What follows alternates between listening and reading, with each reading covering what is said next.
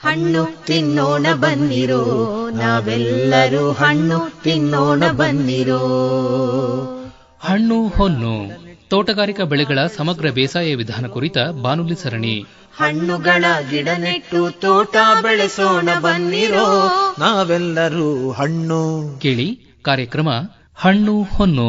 ಬಣ್ಣ ಬಣ್ಣಗಳ ಬಗೆ ಬಗೆ ಹಣ್ಣು, ಮಣ್ಣಲ್ಲಿ ಬೆಳೆಯೋ ನಿಜ ಹೊನ್ನು. ಹಣ್ಣುಗಳ ಬೆಳೆದಾಗ ಸುಸ್ಥಿರವು ಆದಾಯ, ಸಾಲ ಶೂಲಕ್ಕೆ ಹೇಳು ನಗು ನಗು ತವಿದಾಯ. ಹಣ್ಣು ಆಹಾ ಹಣ್ಣು ತಿನ್ನೋಣ ಬನ್ನಿರೋ, ನಾವೆಲ್ಲರೂ ಹಣ್ಣು ತಿನ್ನೋಣ ಬನ್ನಿರೋ. ನಮ್ಮ ಆತ್ಮೀಯ ರೈತ ಬಾಂಧವರಿಗೆಲ್ಲ ನಮಸ್ಕಾರ. ಇವತ್ತಿನ ಹಣ್ಣು ಹೊನ್ನು ಬಾನುಲಿ ಸರಣಿಯಲ್ಲಿ ಮೈಸೂರು ಚಿಗುರೆಲೆ ಬೇಸಾಯ ಕುರಿತ ಸಂವಾದವೊಂದನ್ನು ಪ್ರಸಾರ ಮಾಡ್ತಾ ಇದ್ದೀವಿ. ಇದರಲ್ಲಿ ಭಾಗವಹಿಸ್ತಾ ಇದ್ದಾರೆ ಮೈಸೂರು ತಾಲೂಕು ಇಲವಾಲದ ಸಹಾಯಕ ತೋಟಗಾರಿಕಾ ಅಧಿಕಾರಿ ಎಸ್ ವೆಂಕಟೇಶ್ ಮೂರ್ತಿ ಹಾಗೂ ಮೈಸೂರು ತಾಲೂಕು ಉದ್ಬೂರು ಗ್ರಾಮದ ಮರಂಕಯ್ಯ ಅವರು. ಈ ಸಂವಾದವನ್ನು ನಡೆಸಿಕೊಡುತ್ತಾರೆ ಎನ್ ಕೇಶವ ಮೂರ್ತಿ. ಮರಂಕಯ್ಯನವರೇ ನಮಸ್ಕಾರ. ನಮಸ್ಕಾರ ಸರ್. ವೆಂಕಟೇಶ್ ಮೂರ್ತಿಗಳೇ ತಮಗೂ ನಮಸ್ಕಾರ. ನಮಸ್ಕಾರ ಸರ್. ತಾವಿಬ್ರು ಇವತ್ತಿನ ದಿವಸ ಮೈಸೂರು ಚಿಗುರೆಲೆ ಇದರ ಒಂದು ಪ್ರಾಮುಖ್ಯತೆ, ಬೇಸಾಯ ವಿಧಾನ ಮತ್ತೆ ಇದಕ್ಕಿರುವಂತಹ ಜಿಯೋಗ್ರಾಫಿಕಲ್ ಮಾನ್ಯತೆ, ಇಲಾಖೆ ಈ ನಿಟ್ಟಿನಲ್ಲಿ ಏನು ಕ್ರಮಗಳನ್ನು ಅನುಸರಿಸ್ತಾ ಇದೆ, ಹಾಗೆ ರೈತರು ಏನು ಮಾಡಬೇಕು, ಈ ಎಲ್ಲ ವಿಚಾರಗಳಿಗೆ ಸಂಬಂಧಪಟ್ಟಂತೆ ಮಾಹಿತಿಯನ್ನ ನೀಡಬೇಕು. ವೆಂಕಟೇಶ್ ಮೂರ್ತಿಗಳೇ ತಾವೇ ಆರಂಭ ಮಾಡಿ ವಿಚಾರ. ಎಲ್ಲ ಶ್ರೋತೃಗಳಿಗೂ ನಮಸ್ಕಾರ.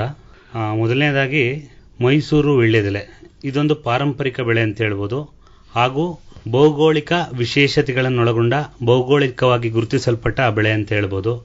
ಇದನ್ನ ಮಹಾರಾಜರ ಕಾಲದಿಂದ ರೈತರಿಗೆ ಒತ್ತು ಕೊಟ್ಟು ಬೆಳೆಸ್ತಾ ಇದ್ದಾರೆ. ವಿಶೇಷವಾಗಿ ಈ ಬೆಳೆ ಪೂಜಾ ಕಾರ್ಯಗಳಿಗೆ, ದೇವತಾ ಕಾರ್ಯಗಳಿಗೆ ಯಥೇಚ್ಛವಾಗಿ ಬೆಳ್ಕೊಂಡು ಬಂದಿದ್ದಾರೆ ಸರ್. ಹಾಗೆ ಈ ಬೆಳೆಯ ವಿಶೇಷತೆ ಏನಪ್ಪಾ ಅಂತಂದ್ರೆ, ನಮ್ಮ ಮೈಸೂರು ಪ್ರಾಂತ್ಯದಲ್ಲಿ 3 ಬೆಳೆಗಳನ್ನ ಜಿಯೋಗ್ರಫಿಕಲ್ ಇಂಡಿಕೇಶನ್ ಕ್ರಾಪ್ ಅಂತ ಹೇಳ್ತಾರೆ. ಮೊದಲನೇದಾಗಿ ನಂಜನಗೂಡು ರಸಬಾಳೆ, ಎರಡನೇದಾಗಿ ಮೈಸೂರು ವೀಳ್ಯದೆಲೆ ಮತ್ತು ಮೈಸೂರು ಮಲ್ಲಿಗೆ. ಅದರಲ್ಲಿ ಇವತ್ತಿನ ದಿನ ನಾವು ಮಾತಾಡಲಿಕ್ಕೆ ಬಂದಿರತಕ್ಕಂಥ ವಿಚಾರ ಮೈಸೂರು ವೀಳ್ಯದೆಲೆ. ಈ ಮೈಸೂರು ವೀಳ್ಯದೆಲೆನ ಭೌಗೋಳಿಕ ವಿಶಿಷ್ಟ ಬೆಳೆ 1999 ಆಕ್ಟ್ ಮೂಲಕ ತೋಟಗಾರಿಕಾ ಇಲಾಖೆಯಡಿ ಇದನ್ನು ಜಿಐ ಕ್ರಾಪ್ಸ್ ಅಂತ ಗುರುತಿಸಲ್ಪಟ್ಟಿರ್ತೇವೆ. ಹಾಗೆ ಈ ಜಿಐ ಕ್ರಾಪ್ ಅಂತ ಗುರುತಿಸಲ್ಪಟ್ಟಿರೋದ್ರಿಂದ ಏನೇನು ಅನುಕೂಲಗಳಪ್ಪ ಅಂತ ಹೇಳಿದ್ರೆ, ಜೀವ ವೈವಿಧ್ಯತೆಯನ್ನು ಕಾಪಾಡುವುದು, ಮತ್ತೆ ರೈತರಿಗೆ ಈ ಬೆಳೆಗಳ ವಿಶೇಷತೆ ಮತ್ತೆ ಇದನ್ನ ಎಕ್ಸ್ಪೋರ್ಟ್ ಮಾಡಲಿಕ್ಕೆ ಬೇಕಾದಂತ ಸಾಗುಣಗಳು ಮತ್ತೆ ಅನುಕೂಲಗಳನ್ನ ಮಾಡಿಕೊಳ್ಳಲಿಕ್ಕೆ ನಮ್ಮ ತೋಟಗಾರಿಕಾ ಇಲಾಖೆ ನಿರಂತರವಾಗಿ ಪ್ರಯತ್ನಿಸುತ್ತಿದೆ. ಏನೇನ್ ಮಾಡಿದಿರಿ ಸರ್ ಇಲಾಖೆ ವತಿಯಿಂದ? ಇಲಾಖೆ ವತಿಯಿಂದ ಅಂತಂದ್ರೆ ಸರ್, ಕಳೆದ 3 ವರ್ಷಗಳಿಂದ ಈ 3 ವಿಶೇಷ ಬೆಳೆಗಳಿಗೆ ಸಹಾಯಧನವನ್ನು ನೀಡ್ತಾ ಇದ್ದೇವೆ ಸರ್. ಬೆಳೆ ಯಾವ ರೀತಿನಪ್ಪ ಅಂತಂದ್ರೆ, ಕಡಿಮೆ ಪ್ರಮಾಣದಲ್ಲಿ ಬೆಳೀತಾರೆ. 2 ಎಕರೆ 3 ಎಕರೆ 5 ಎಕರೆ ಒಬ್ಬ ರೈತ ಮೇಂಟೈನ್ ಮಾಡೋದು ಬಹಳ ಕಷ್ಟ ಆಗುತ್ತೆ. ಮಿನಿಮಮ್ ಆಗಿ 2 ಕುಂಟೆ 5 ಕುಂಟೆ 10 ಕುಂಟೆ ಈ ರೀತಿ ಮೇಂಟೈನ್ ಮಾಡ್ತಾರೆ. ನಮ್ಮ ಇಲಾಖಾ ವತಿಯಿಂದ ಒಬ್ಬ ಫಲಾನುಭವಿಗೆ ಒಂದು ಸಲ ಬೆಳೆ ಮಾಡಿದ್ರೆ, ಅಂದ್ರೆ 10 ಕುಂಟೆ ಬೆಳೆ ಮಾಡಿದ್ರೆ 36,000 ಸಹಾಯಧನವನ್ನು ನೀಡ್ತೇವೆ.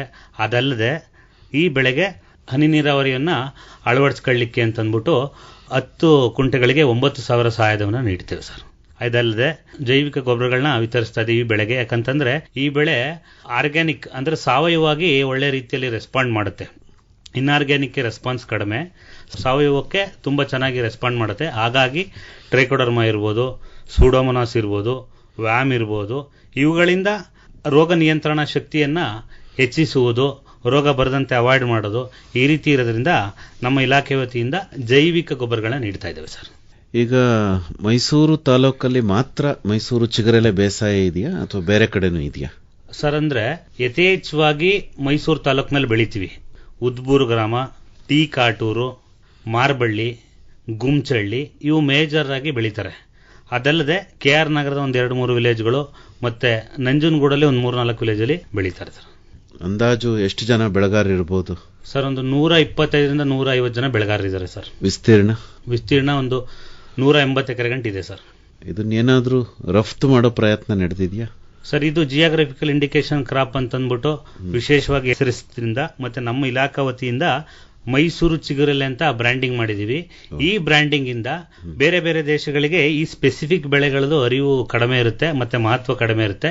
ಇದರಿಂದ ಬೇರೆ ಬೇರೆ ಪ್ರಾಡಕ್ಟ್ಸ್ ಗಳನ್ನ ಮಾಡಿ ರಫ್ತು ಮಾಡ್ತಾ ಇದೀವಿ. ಈಗ ICR KVK ಸುತ್ತೂರು ಕಡೆಯಿಂದ ನಂಜನಗೂಡು ರಸಬಾಳೆ ಮತ್ತು ಮೈಸೂರು ವೀಳ್ಯದೆಲೆನ ರಫ್ತು ಮಾಡಿದೆ ಸರ್. ಇಲಾಖೆ ಈ ಬೆಳೆ ಬಗ್ಗೆ ಇನ್ನೂ ಮುಂದಿನ ದಿನದಲ್ಲಿ ಏನ್ ಕ್ರಮ ತೆಗೆದುಕೋಬಹುದು ಅಂತ ಅನ್ಸುತ್ತೆ ವೆಂಕಟೇಶ್ ಮೂರ್ತಿಗಳ? ಸರ್, ಕ್ರಮ ಅಂತಂದ್ರೆ ಇದೇ ರೀತಿ ಸಹಾಯಧನಗಳು, ಇದೇ ರೀತಿ ಟೆಕ್ನಿಕಲ್ ಗೈಡೆನ್ಸ್ಗಳನ್ನ ಕಂಟಿನ್ಯೂಸ್ ಆಗಿ ಕೊಡ್ತಾ ಇದ್ರೆ, ಈಗ ನಿಮಗೆ ತಿಳಿದಿರೋ ಹಾಗೆ ಮೈಸೂರು ತಾಲೂಕು ಕಮರ್ಷಿಯಲ್ ಆಗ್ತಾ ಇದೆ, ಎಲ್ಲಾ ಕಡೆನೂ ಲೇಔಟ್ಗಳಾಗ್ತಾ ಇದೆ. ಇದರಿಂದ ಏನಪ್ಪಾ ಅಂದ್ರೆ ಎಲ್ಲೋ ಒಂದ್ ಕಡೆ ಜಮೀನಿಗೆ ಹೆಚ್ಚು ರೇಟ್ ಸಿಗ್ತಾ ಇರೋದ್ರಿಂದ ಜಮೀನುಗಳನ್ನ ಮಾರ್ಕೊಂಡು ಸಿಟಿಗಳೇ ರೈತರುಗಳು ಬರ್ತಾ ಇರೋದನ್ನ ಕಾಣಬಹುದು. ಆದ್ರಿಂದ ನಮ್ಮ ಇಲಾಖೆ ಕಡೆಯಿಂದ ಹೆಚ್ಚಿನ ಮಹತ್ವ ಕೊಡ್ತಿದ್ದಂಗೆ ಸಹಾಯಧನಗಳು ಮತ್ತೆ ತಾಂತ್ರಿಕ ಮಾಹಿತಿಗಳನ್ನ ನೀಡ್ತಿದ್ದಂಗೆ ಅವರು ಕ್ರಾಪ್ಗಳನ್ನ ರೆಗ್ಯುಲರ್ ಆಗಿ ಮಾಡ್ತಾ ಇರ್ತಾರೆ. ನಮ್ಮಲ್ಲಿ ಸಹಾಯ ನೀಡಿದಾಗ ಎಲ್ಲೋ ಒಂದ್ ಕಡೆ ಅವ್ರಿಗೆ ಖರ್ಚಿಗೆ ದುಡ್ಡು ಆಗೋದ್ರಿಂದ, ಖರ್ಚಿಗೆ ಹಣ ನಮ್ಮ ಇಲಾಖೆಯಿಂದ ಸಹ ಬರೋದ್ರಿಂದ ಇನ್ನೂ ಪ್ರದೇಶ ವಿಸ್ತರಣೆ ಹೆಚ್ಚು ಭಾಗವಾಗಿ ಮಾಡ್ಕೊತಾ ಇದ್ದಾರೆ ಸರ್. ನಿಮ್ ಬಗ್ಗೆ ಹೇಳಿ ಮರಂಕೈನವರೇ, ನಿಮ್ ಹುಟ್ಟೂರೇ ಉದ್ಬೂರ? ಸರ್ ನಮಸ್ಕಾರ. ಈ ಆಕಾಶವಾಣಿಗೆ ನಾನು ಕರೆಸಿದ್ದಕ್ಕೆ ಮೊದಲನೇದಾಗಿ ತಮಗೆ ಧನ್ಯವಾದಗಳನ್ನ ಹೇಳ್ತಾ ಇದ್ದೀನಿ. ಕೇಳುಗರಿಗೂ ಕೂಡ ನನ್ನ ಧನ್ಯವಾದಗಳನ್ನ ಹೇಳ್ತಾ ಇದ್ದೀನಿ. ನಾನು ಮೂಲತಃ ಉದ್ಬೂರ ನಿವಾಸಿಯಾಗಿದ್ದೇನೆ. ನಾನು ಒಬ್ಬ ಸಮಗ್ರ ಕೃಷಿ ರೈತ, ಜೊತೆಗೆ ವಿಶೇಷವಾಗಿ ಈ ವೀಳ್ಯದೆಲೆ ಬೆಳೆಯನ್ನು ಬೆಳೀತಾ ಇದ್ದೇನೆ. ಈ ವೀಳ್ಯದೆಲೆ ಬೆಳಿಬೇಕಾದ್ರೆ ಪ್ರಾರಂಭಿಕ ಹಂತವಾಗಿ ಮೇ ತಿಂಗಳಲ್ಲಿ ಆ ಹೊಲವನ್ನು ಹದ ಮಾಡ್ಕೋತೀವಿ. ಹದ ಮಾಡಿ ಮಾಗಿ ಹುಳನ ಉತ್ತು ಚೆನ್ನಾಗಿ ಅದಕ್ಕೆ ಗೋಡು ಮಣ್ಣು ಮತ್ತು ಗೊಬ್ಬರನ ಮಿಕ್ಸ್ ಮಾಡಿ ಸಾಲಿನಿಂದ ಸಾಲಿಗೆ 4 ಅಡಿ ಅಂತರದಲ್ಲಿ ಸಾಲನ್ನು ಹೊಡಿತೀವಿ. ಸಾಲು ಹೊಡೆದ ಮೇಲೆ ಅದಕ್ಕೆ ಅಗಸೆ ಮತ್ತು ದೂದಿ ಗಿಡ ಅಂತೇಳಿ ಒಂದು ಗಿಡ ಬರುತ್ತೆ. ಆಧಾರ ಗಿಡವಾಗಿ ಅದನ್ನು ಮೊದಲು ವೀಳ್ಯದೆಲೆ ಬಳ್ಳಿನ ಹಾಕೋಕ್ಕಿಂತ ಮುಂಚೆ ಅದನ್ನು 4 ಅಡಿ ಸಾಲಿಗೆ ಹಾಕ್ತೀವಿ. ಅದೇ ರೀತಿ ಆ ಸಾಲ ಆದಮೇಲೆ ಅದಕ್ಕೆ ನೀರು ಮತ್ತು ಗೊಬ್ಬರನ ಕೊಟ್ಕೊಂಡು, ರಾಸಾಯನಿಕ ಗೊಬ್ಬರನ ಯಾವುದೇ ರೀತಿ ಯೂಸ್ ಮಾಡೋದಿಲ್ಲ, ಬರೀ ಹಸು ಮತ್ತು ಕುರಿದ್ ಮಾತ್ರ ಯೂಸ್ ಮಾಡ್ತೀವಿ. ಮತ್ತೆ ಈಗ 4 ಅಡಿ ಸಾಲಿನ ಮಧ್ಯದಲ್ಲಿ 1.5 ಅಡಿ ಅಂದರೆ ಒಂದು ಗುಳಿಯಿಂದ ಮತ್ತೊಂದು ಗುಳಿಗೆ 1.5 ಅಡಿ, 1.5 ಅಡಿ ಅಂತರ ಆದಮೇಲೆ ಮತ್ತೆ ಇನ್ನೊಂದು ಗುಳಿಗೆ 1.5 ಅಡಿ, ಆ ಥರ ಅಂತರವಾಗಿ ಗುಳಿನ ತೆಗೆದು ಅದಕ್ಕೆ ಗೊಬ್ಬರ ಮತ್ತು ಗೋಡು ಮಣ್ಣನ್ನು ಕೊಟ್ಟು ಮುಚ್ಚಿ ಅದು ನೀರನ್ನು ಕೊಟ್ಟು ಹದವಾದ ಮೇಲೆ ಜೂನ್ ತಿಂಗಳಿಗೆ ಒಂದು ಕಡೆಗೆ 5 ಬಳ್ಳಿ ಮತ್ತೊಂದು ಕಡೆಗೆ 5 ಬಳ್ಳಿನ ಹಾಕುವಂತ ಬರ್ತೀವಿ ಸರ್. ಅದನ್ನ ಹಾಕಿದ ಮೇಲೆ ಬಿಸಿಲು ಜಾಸ್ತಿ ಇರೋದ್ರಿಂದ ಅದಕ್ಕೆ ನೆರಳಾಗಿ ಕಾಡಿಗೋಗಿ ಅವ್ರಿಕೆ ಗಿಡನ ತಂದು ಆ ಸುತ್ತಲೂ ಅವ್ರಿಕೆ ಗಿಡನ ಸಿಕ್ಕಿಸ್ತೇವೆ, ನೆರಳಾಗಿ ತಂಪಾಗಿ ಇರಲಿ ಅಂತೇಳಿ. ಯಥೇಚ್ಛವಾಗಿ ಬಿಸಿಲು ಇರೋದ್ರಿಂದ ಅದನ್ನ ಸಂರಕ್ಷಣೆ ಮಾಡಿ ಕಾಪಾಡೋದಕ್ಕೆ ಅದನ್ನ ಸಿಕ್ಕಿಸ್ತೀವಿ. ಅದಾದ ಮೇಲೆ 2 ತಿಂಗಳ ನಂತರ ಅದನ್ನ ಪ್ರತಿ ಬೆಳಿಗ್ಗೆ ಸಂಜೆ ನೀರನ್ನ ಕಡಿಮೆ ಪ್ರಮಾಣದ ನೀರನ್ನ ಕೊಡ್ಬೇಕು. ಜಾಸ್ತಿ ಕೊಟ್ರೆ ಕೊಳೀತದೆ ಅದು ಗೆಡ್ಡೆ. ಅದೇ ರೀತಿ ಕೊಟ್ಕೊಂತ ಬಂದು 2 ತಿಂಗಳಿಗೆ ಚಿಗುರು ಹೊಡಿತದೆ. ಚಿಗುರು ಹೊಡೆದ ಮೇಲೆ ಅದಕ್ಕೆ ಒಂದು ಆಧಾರ ಕಡ್ಡಿಯಾಗಿ ಒಂದು ಬಿದಿರುದು ಅಥವಾ ಗಣಗಲೆ ಕಡ್ಡಿ ಅಂತೇಳಿ ಕಾಡಿನಲ್ಲಿ ತಂದು ಆಧಾರ ಕಡ್ಡಿಯಾಗಿ ಅದಕ್ಕೆ ಕಟ್ತಾ ಬರ್ತೀವಿ. ಆ ಕಟ್ತಾ ಬಂದಾಗ ಆ ಕಡೆ ಈ ಕಡೆ ಸಾಲ್ ಬಿಟ್ಟಿರ್ತೀವಿ, ಮರಸಾಲು ಅಂತೇಳಿ. ಆ ಮರಸಾಲ್ಗೆ ಅದನ್ನ ಆಧಾರವಾಗಿ ಒರ್ಕಿಸ್ತೀವಿ. ಅದಕ್ಕೆ ಕಟ್ಕೊಂತ ಬಂದ್ರೆ ಹೆಚ್ಚು ಕಡಿಮೆ 1 ವರ್ಷಕ್ಕೆ ಅದು ಕುಯ್ಲಿಗೆ ಬರುತ್ತೆ. ಹೆಚ್ಚು ಕಡಿಮೆ 10ನೇ ತಿಂಗಳಿಗೆ ಕುಯ್ಲಿಗೆ ಬರುತ್ತದೆ. 10ನೇ ತಿಂಗಳಲ್ಲಿ ಕುಯ್ಯಲ್ಲ, 11-12ನೇ ತಿಂಗಳಲ್ಲಿ ಅದನ್ನ ಕೂದು ಮಾರ್ಕೆಟ್ಗೆ ತರ್ತೀವಿ ಸರ್. ಇದೇ ರೀತಿ ಈ ಪ್ರೋಸೆಸ್ ಆಗಿ ಮುಂದುವರಿಸ್ಕೊಂಡು ಮತ್ತೆ ಹೆಚ್ಚು ಕಡಿಮೆ ಅದು 1 ವರ್ಷಕ್ಕೆ 10 ಅಡಿ 12 ಅಡಿ ಅಂತರ ಹೋಗಿರ್ತದೆ.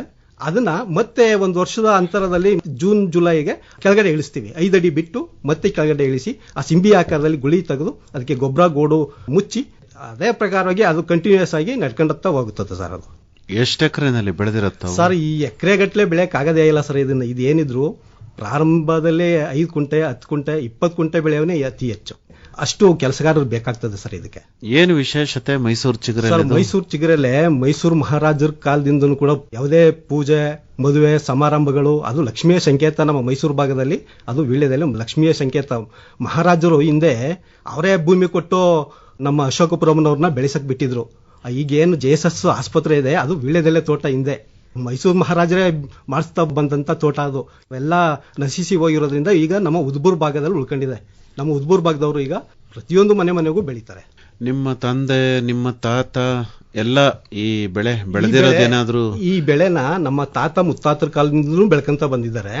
ಜೊತೆಗೆ ಏನಿದೆ ಅಂದ್ರೆ ಪ್ರತಿಯೊಬ್ಬ ಕುಟುಂಬದಲ್ಲೂ ಕೂಡ ಇದೊಂದು ಬೆಳೆ ಇರ್ತದೆ. ಯಾಕಿರ್ತದೆ ಅಂದ್ರೆ ಇದೊಂದು ಮನೆಗೆ ಖರ್ಚಿಗೆ ಆದಾಯದ ಮೂಲ ಆಗಿರ್ತದೆ. ಇದು ಪ್ರತಿದಿನ ಅದೇ ಉದ್ಬೂರಿನಲ್ಲಿ ಮಾರ್ಕೆಟ್ ಇದೆ. ಪ್ರತಿದಿನ ಸಂಜೆ 4 ಗಂಟೆಗೆ ಮಾರ್ಕೆಟ್ ಆಗುತ್ತೆ, ನೇರ ವ್ಯಾಪಾರ ನಡೀತದೆ, ರೈತನಿಗೆ ನೇರವಾಗಿ ದುಡ್ಡು ಕೊಡ್ತಾರೆ, ತಗೊಂಡು ಮನೆಗೆ ಹೋಗ್ತಾನೆ ಸರ್. ಇದರಲ್ಲಿ ಏನು ಮೋಸ ಏನಿಲ್ಲ, ಚೆನ್ನಾಗಿ ಆದಾಯ ಇದೆ ಸರ್ ರೈತನಿಗೆ.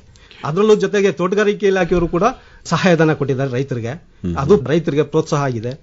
ರೈತರು ಮೊದಲೆಲ್ಲ ಬಾವಿಯಲ್ಲಿ ಮಾಡ್ತಾ ಇದ್ರು, ಇತ್ತೀಚೆಗೆ ಬೋರ್ವೆಲ್ನಲ್ಲಿ ಮಾಡ್ತಾವ್ರೆ, ಚೆನ್ನಾಗಿ ಮಾಡ್ತಾವ್ರೆ ಸರ್. ಈಗ ಏನೆಲ್ಲ ಸೌಲಭ್ಯಗಳನ್ನ ಇಲಾಖೆಯಿಂದ ತಗೊಂಡಿದ್ದೀರಿ ಮರಂಕಯ್ಯನವರೇ? ಸರ್ ಈಗ ಹಿಂದೆಲ್ಲ ಬಿಂದಿಗೆಯಲ್ಲಿ ಚೌರ್ಗೆ ಅಂತ ಹೇಳ್ತೀವಿ, ಬಿಂದಿಗೆ ಅಥವಾ ಅರಿವಿಲ್ ಉಯ್ತಾ ಇದ್ರು. ಇವಾಗ ಡ್ರಿಪ್ ಸಿಸ್ಟಮ್, ಸ್ಪ್ರಿಂಕ್ಲರ್ ಸಿಸ್ಟಮ್ನೆಲ್ಲ ತೋಟಗಾರಿಕೆ ಇಲಾಖೆಯವರು ಮಾಡಿಸ್ಕೊಟ್ಟವ್ರ ಸರ್. ಆಮೇಲೆ ಚಿಕ್ಕ ಪುಟ್ಟದಾಗಿ ಕೊಳೆಯ ರೋಗ, ಬೂದಿ ರೋಗ ಬಂದ್ರೆ ಆ ತೋಟಗಾರಿಕೆ ಇಲಾಖೆಯವರೇ ಉಚಿತವಾಗಿ ಔಷಧಿ ಕೊಡ್ತಾರ ಸರ್. ಯಾವುದೇ ರೀತಿ ಸಮಸ್ಯೆ ಇಲ್ಲ ಸರ್. ರೈತರಿಗೆ ವೀಳ್ಯದೆಲೆ ಬೆಳೆಯೋದಕ್ಕೆ ಸದ್ಯಕ್ಕೆ ತೊಂದರೆ ಇಲ್ಲ ಸರ್, ಚೆನ್ನಾಗಿ ಬೆಳೀತಾ ಇದ್ದಾರೆ ಎಲ್ಲರೂ. ಎಷ್ಟು ಜನ ಇದ್ದಾರೆ ಉದ್ಬೂರಲ್ಲಿ ವೀಳ್ಯದೆಲೆ ಬೆಳೆಯೋರು? ಉದ್ಬೂರ್ನಲ್ಲಿ ಹೆಚ್ಚು ಕಡಿಮೆ ಇದ್ದಾರೆ ಸರ್, ಒಂದು 200-300 ಜನ ತನಕ ಇದ್ದಾರೆ ಸರ್. ವೆಂಕಟೇಶ್ ಮೂರ್ತಿಗಳ ಈ ಮೈಸೂರು ಚಿಗುರೆಲೆ ಬೆಳೆಯೋರ ಒಂದು ಸಂಘ ಆ ಥರ ಏನಾದ್ರು ಮಾಡಿದ್ದೀರಾ ಸರ್? ಅಂದ್ರೆ ಈ ಉದ್ಬೂರು ಗ್ರಾಮದಲ್ಲೇ ಸುತ್ತ 4 ಊರುಗಳಿಗೂ ಅನುಕೂಲ ಆಗೋಂಗೆ. ಯಾವ್ಯಾವ ಊರು? ಉದ್ಬೂರು, ಮಾರ್ಬಳ್ಳಿ, ಟಿ ಕಾಟೂರು, ಗುಮ್ಚಳ್ಳಿ ಮತ್ತು ಜೈಪುರದಲ್ಲಿ ಕೆಲ ಪ್ರಮಾಣದಲ್ಲಿ ಬೆಳೀತಾರೆ. ಈ 4-5 ಊರುಗಳಿಂದ ಬಂದಂತ ಎಲೆಗಳನ್ನ ಲಕ್ಷ್ಮೀನಾರಾಯಣ ಸ್ವಾಮಿ ಸಂಘ ಅಂತ ಅಂದ್ಬಿಟ್ಟು ಮೈಸೂರಿನ ಉದ್ಬೂರಿನ ಬಸ್ ಸ್ಟ್ಯಾಂಡ್ ಜಾಗದಲ್ಲೇ ಮಾಡ್ಕೊಂಡಿದ್ದಾರೆ. ಇದು ಸಂಪೂರ್ಣವಾಗಿ ರೈತರಿಗೆ ಅನುಕೂಲ ಆಗುತ್ತೆ. ಪ್ರತಿದಿನ ಮಾರ್ಕೆಟ್ ಇರೋದ್ರಿಂದ ಯಾವುದೇ ಕಾರಣಕ್ಕೂ ಮಾರ್ಕೆಟ್ ಮಾತ್ರ ತೊಂದರೆ ಇಲ್ಲ ಸರ್ ರೈತರುಗಳಿಗೆ. 4 ಗಂಟೆಯಿಂದ ಶುರುವಾಗುತ್ತೆ, ನೇರ ಅಲ್ಲಿ ಕ್ವಾಲಿಟಿ ನೋಡಿ ಬಿಡ್ಡಿಂಗ್ ಮಾಡ್ತಾರೆ. ರೇಟ್ಗಳು ಹಬ್ಬದ ಸೀಸನ್ ಯಾವುದು ಇಲ್ಲ ಅಂದ್ರೆ 3,000, 4,000, 2,000 ಈ ತರ ಬಿಡ್ಡಿಂಗ್ ಆಗುತ್ತೆ. ಹಬ್ಬದ ಸೀಸನ್ ಇದ್ರೆ 8,000, 10,000, 12,000 ಗಂಟು ಬಿಡ್ಡಿಂಗ್ ಆಗುತ್ತೆ ಸರ್. ಒಂದು ಪಿಂಡಿ 10,000 ಎಲೆಗಳಿರುತ್ತೆ. ವೀಳ್ಯದೆಲೆ ಮಾತ್ರ ಅಲ್ಲಿ ಮಾರಾಟ ಆಗದ ಮಾರುಕಟ್ಟೆನಲ್ಲಿ ಅಥವಾ ಬೇರೆ ಉತ್ಪನ್ನನೂ ಮಾರಾಟ ಆಗುತ್ತೆ? ಎಕ್ಸ್ಕ್ಲೂಸಿವ್ಲಿ ವೀಳ್ಯದೆಲೆ ಸರ್. ವೀಳ್ಯದೆಲೆಗೆ. ಓಕೆ. ನೀವೇನಾದ್ರೂ ಸಂಘ ಮಾಡಿದ್ದೀರಾ? ನಮ್ಮ ಇಲಾಖೆ ವತಿಯಿಂದನೇ ಇದು ಸಂಘ ರಿಜಿಸ್ಟರ್ ಆಗಿರೋದು ಸರ್. ಹೌದಾ? ಹೆಸರೇ ವೀಳ್ಯದೆಲೆ ಬೆಳೆಗಾರರ ಸಂಘ. ಅದು ಬೆಳೆಗಾರರ ಸಂಘದ ವತಿಯಿಂದನೂ ಕೂಡ ರೈತರಿಗೆ ಬಿಸಿಲಲ್ಲಿ ಒಂದು ಮರ ಇತ್ತು, ಅರಳಿ ಮರದ ಕೆಳಗೆ ಮಡಿಕೊಂಡು ಈ ವೀಳ್ಯದೆಲೆನ ಮಾರ್ತಾ ಇದ್ರು ಜನ. ಈ ವೀಳ್ಯದೆಲೆ ಬೆಳೆಗಾರರ ಸಂಘ ಆದ್ಮೇಲೆ ಅದಕ್ಕೊಂದು ಶೆಡ್ನ ನಿರ್ಮಾಣ ಮಾಡಿ ತಾಲೂಕ್ ಪಂಚಾಯತಿ ಗ್ರಾಂಟ್ ಅಲ್ಲಿ ಚೆನ್ನಾಗಿ ಒಂದು ಶೆಡ್ ಮಾಡಿ ಚೆನ್ನಾಗಿ ವ್ಯಾಪಾರ ನೆರಳಲ್ಲಿ ಮಾಡಂಗ ಮಾಡಿದೀವಿ ಸರ್. ಸಂಘ ಮಾಡಿ ಎಷ್ಟು ವರ್ಷ ಆಯ್ತು ಸರ್? ಆಗಿದೆ ಒಂದು 5 ವರ್ಷಗಳಾಗಿದೆ. ಯಾಕೆ ಮಾಡ್ಕೊಂಡ್ರಿ ಸಂಘನ? ಸರ್ ಈ ಸಂಘ ಈ ರೈತರಿಗೆ ಸಹಾಯ ಮಾಡಬೇಕು ಅನ್ನೋ ಉದ್ದೇಶಕ್ಕೆ ಮಾಡಿದ್ರು ಸರ್. ಇನ್ನೇನು ಬೇರೆ ಅಪೇಕ್ಷೆ ಏನೂ ಇಲ್ಲ ಅಲ್ಲಿ, ನಿರೀಕ್ಷೆ ಏನೂ ಇಲ್ಲ ಅಲ್ಲಿ. ಆಯ್ತು. ಸಂಘ ಮಾಡಿದ್ರಿಂದ ಏನ್ ಪ್ರಯೋಜನ ಆಗಿದೆ? ಸಂಘ ಮಾಡಿದ್ರಿಂದ ಜನಗಳಿಗೆ ಅಲ್ಲಿ ಯಾವುದೇ ರೀತಿ ಸುಂಕ ಪಂಕ ಏನೂ ಇಲ್ಲ. ಜೊತೆಗೆ ಅಲ್ಲಿ ಬಿಸಿಲಲ್ಲಿ ಮಾರ್ತಿದಂತ ಜನ ಇವತ್ತು ಶೆಡ್ ನಿರ್ಮಾಣ ಮಾಡಿ ಒಳಗಡೆ ಮಾರಕ್ಕೆ ಅನುಕೂಲ ಮಾಡಿಕೊಟ್ಟಿದ್ದೀವಿ. ಸರ್ಕಾರದಿಂದ ಬರ್ತಕ್ಕಂಥ ಸಹಾಯಧನ ಕೂಡ ಸಂಘದ ಮೂಲಕನೇ ಕೊಡಿಸ್ತಾ ಇದ್ದೀವಿ.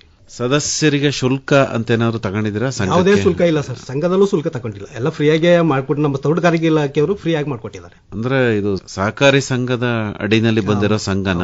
ಕೋಆಪರೇಟಿವ್ ಸೊಸೈಟಿ ಅದ್ರ ಮೂಲಕ ಶೇರ್ ದನ ಕೊಡ್ಲೇಬೇಕಲ್ಲ ಕೋಆಪರೇಟಿವ್ ಸೊಸೈಟಿ ಆದ್ರೆ ಪ್ರತಿಯೊಬ್ಬರು.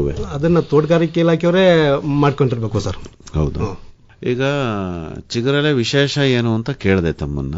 ತಾವ್ ಹೇಳಿದ್ರಿ ಹಬ್ಬ ಹರಿದಿವಸಗಳಲ್ಲಿ ಔಷಧಿ ಗುಣಗಳಿದೆ, ಅಂದ್ರೆ ತಿನ್ನಕ್ ರುಚಿಯಾಗಿರುತ್ತೆ, ಖಾರವಾಗಿದೆ, ರುಚಿಯಾಗಿದೆ. ಕೆಲವರಿಗೆ ಅದೇನೋ ಅದನ್ನ ತಿಂದ್ರೆ ಕ್ಯಾನ್ಸರ್ ಕೂಡ ವಾಸಿಯಾಗುತ್ತೆ ಇದಾಗಿದೆ.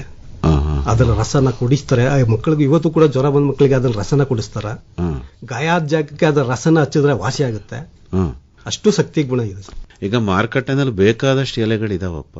ಇದೇ ಮೈಸೂರು ಚಿಗುರೆಲೆ ಅಂತ ಹೇಳಕ್ಕೆ ಏನ್ ಲಕ್ಷಣ ಏನು ಸರ್? ಅದರದೇ ಆದ ಗುಣ ಇದೆ ಸರ್. ಅದು ನಾನು ಇಲ್ಲಿ ತೋರ್ಸಕ್ಕೆ ಅದು ತಂದಿಲ್ಲ. ಬೇಡ, ಬಾಯಲ್ಲಿ ಹೇಳಿ ಸುಮ್ಮನೆ. ಅದರ ಆಕಾರ, ಅಗಲ, ಅದ್ರ ಕ್ವಾಲಿಟಿ ಅಷ್ಟು ಚೆನ್ನಾಗಿದೆ ಸರ್. ಅದನ್ನ ಎಕ್ಸ್ಪ್ಲೈನ್ ಮಾಡಬೇಕು, ವಿವರಿಸಬೇಕು. ಅದು ಈಗ ಮಾರುಕಟ್ಟೆನಲ್ಲಿ ನನಗೆ ಗೊತ್ತಿಲ್ಲಪ್ಪ, ನಂಜನಗೂಡು ರಸಬಾಳೆ ಆದ್ರೆ ಈ ತರ ಇರುತ್ತೆ ಅಂತ ಹೇಳ್ತಾರೆ, ಟೇಸ್ಟ್ ಹಿಂಗಿರುತ್ತೆ ಅಂತಾರೆ. ಈಗ ನೀವು ಚಿಗುರೆಲೆ ಟೇಸ್ಟ್ ನ ವಿವರಿಸಿ ಹೇಗಿರುತ್ತೆ ಅಂತ. ಬೇರೆ ವೀಳ್ಯದೆಲೆಗೆ ಹೋಲಿಸಿದ್ರೆ ಮೈಸೂರು ಚಿಗುರೆಲೆ ವಿಶೇಷತೆಗಳು? ಮೈಸೂರು ಚಿಗುರೆಲೆ ಸರ್ 5 ಇಂಚು ಅಗಲ ಬರುತ್ತೆ ಸರ್. ಅದು ಬೆಳ್ಳಿಗೆ ತಳ ಅಂತ ಇರ್ತದೆ.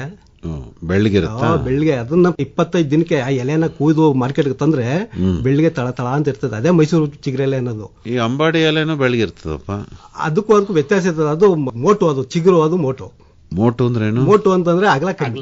ಅಗಲ ಕಮ್ಮಿ ಅದು. ಇದು ಅಗಲ ಜಾಸ್ತಿ ಬರುತ್ತೆ. ಇದು ಆಮೇಲೆ ಅಗಲ ಬರುತ್ತೆ, ಎಲೆ ದಪ್ಪ ಇರುತ್ತೆ, ಎಲೆ ದಪ್ಪ, ತಿಕ್ನೆಸ್ ದಪ್ಪ ಇರುತ್ತೆ. ಆಮೇಲೆ ಅದಕ್ಕೆ 1 ತಿಂಗಳ ನಂತರ ಕೂದ್ರೆ ಅದು ಹಸ್ರಾಗುತ್ತೆ. 1 ತಿಂಗಳ ಮೇಲ್ ಕೂದ್ರೆ ಹಸ್ರಾಗುತ್ತೆ.